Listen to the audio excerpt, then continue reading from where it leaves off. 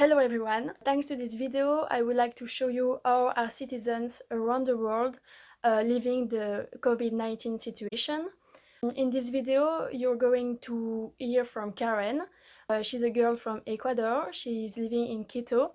It's the capital of Ecuador. You have to understand that the situation in Ecuador, especially in Guayaquil, has been really difficult these past few days. You're going to hear her testimony.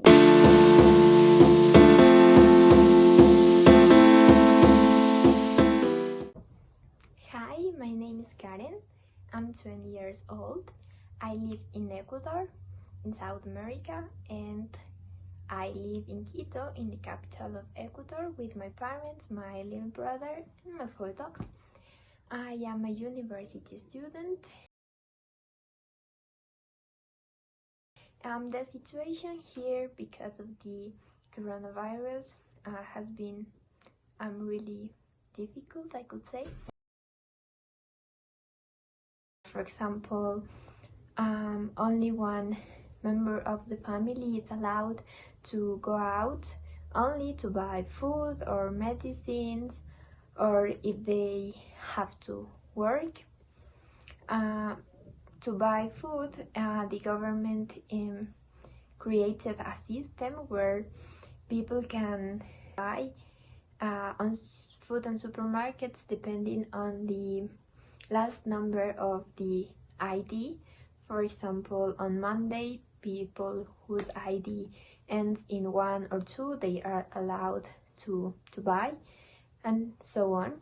And the same situation with cars. You can use your car only the day your car is allowed, depending on the last number of the plate. For example, my car's plate ends in number 8, so I am allowed to use it only on Thursdays.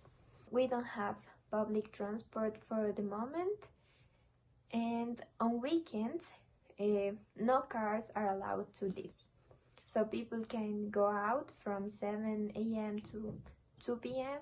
but only buy food, or they can use their bicycles, but no cars are allowed. Even though not everybody respects these measures, that's what we should do. Till first need jobs are working right now, I can say that. Only supermarkets, banks, and anything that has to do with economics, hospitals, of course. And like I think 1 or 2 weeks ago, restaurants with the capacity of deliver food to your house, they can also work now. We're having online class, and as far as the government have said, high schools will not have a graduation ceremony, which is quite sad because my brother was graduating this year. So it's gonna be basically an online ceremony. You have to print your certificate, and that's it. I don't know the situation in public high schools, because some people may not have the resources or stuff like that to be educated. So that's also a big problem, because kids are missing education. At first, when this all started more than a month ago,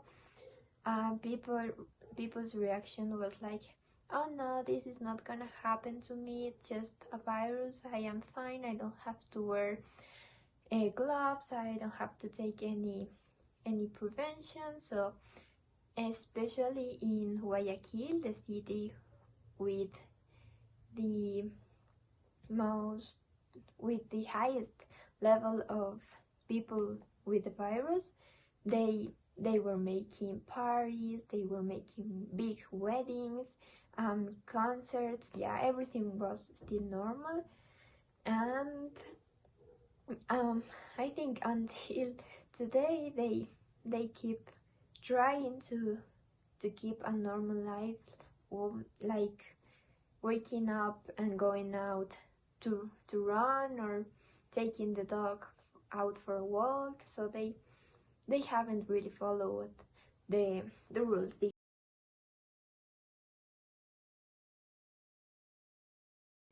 I agree with the measurements, but I think we have to also understand that not everybody can stay at home, because not everybody works like for a company and they have a salary every month. So some people, we have a lot of informal sellers in the streets. You see people selling food, you see people selling any kind of stuff. So these people, they basically live of what they sell. So if they don't sell, they don't have money to buy food. Most of them have kids, so it's a pretty difficult situation for them. The government tried to give them a bonus, but just of $60. So I think that may help, but I don't think that's enough money like to live a month.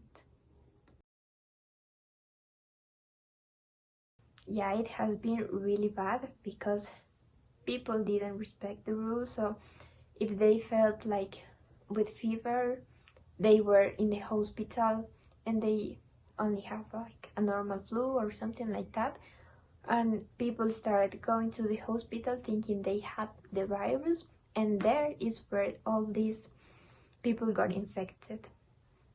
So the health system collapsed.